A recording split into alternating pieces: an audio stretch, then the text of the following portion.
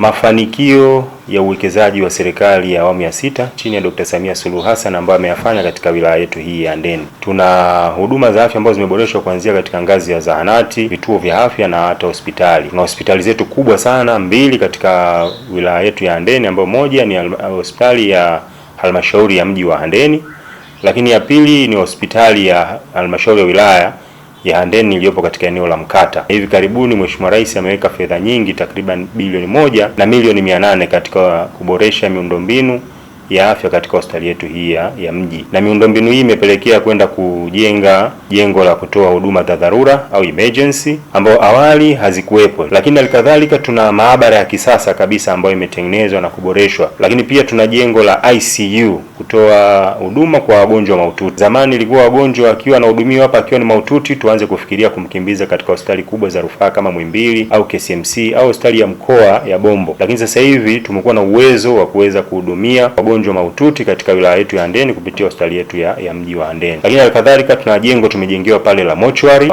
Huduma ni nyingi zinatolewa, na ndio maana tunasema serikali imeweza kujipambanua kusema kwamba sasa hivi wananchi wajiandae kuwa na bima ya afya kwa wote, kwa sababu serikali imejiwekeza vizuri kuanzia ngazi ya zahanati, ngazi ya vituo vya afya na ngazi ya hospitali za wilaya. Kuna vifaa vya kisasa, vipimo ambavyo vinachukuliwa katika hospitali zetu na vifaa vinavyotumika ndivyo hivyo unaenda kuvikuta katika hospitali mbalimbali za rufaa katika kanda mbalimbali. Kwa hiyo tunaishukuru sana serikali ya Jamhuri ya Muungano wa Tanzania katika hii awamu ya 6 chini ya Dr. Samia Suluhu Hassan kwa kutuletea huduma hizi katika wilaya yetu ya Handeni, na sisi tunaweza kupata huduma ambazo zinastiri utu wetu sisi kama wana Handeni.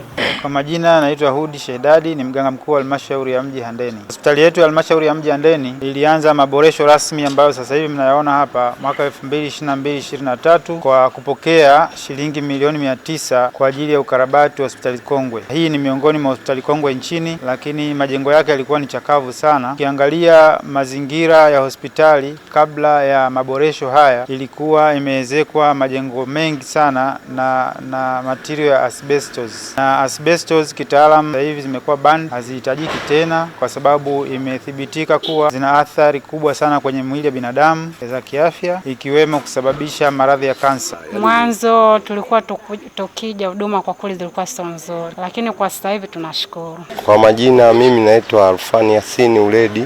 Huduma kwa mwanzo zilikuwa ni huduma ambazo hazijatulia, na madokta wetu walikuwepo wanatutesa kwa sababu ukienda hapa huyu anakurusha huku, huyu anakurusha huku, lakini sasa hivi tunashukuru madokta wametulia na huduma zimetulia. Kwa hiyo tunamshukuru mama, asante sana na kazi iendelee. Kuna sauti nyingi lakini si zote zinasikika, lakini kuna sehemu moja ambapo kila sauti ina thamani. Hapo ndipo ilipo Global TV, sauti ya wanyonge, mtetezi wa wasio na pa kusemea. Global TV ni YouTube channel inayopendwa na watu wengi. Una biashara? Chagua platform yenye watu halisi. Tangaza kupitia Global TV. Next level.